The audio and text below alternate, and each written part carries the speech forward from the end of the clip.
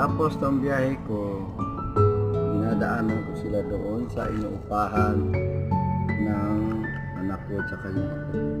Dinadaanan ko sila mag-ina. Dito kami nagrahe sa Phoenix Eaton Greenfields, Phoenix Gasoline Station. Papahinga na yung apo ko. Ito yung bus na CBE shuttle service.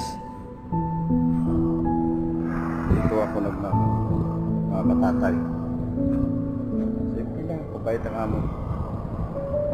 Dahil sa kay boss, bago lang ako sa kanila, pinautang ako ng pambiling cellphone, kaya ako nagka-cellphone. Kasi gusto ko ituloy yung pagbablog ko.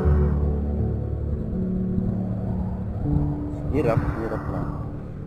Wala kang matitirahan.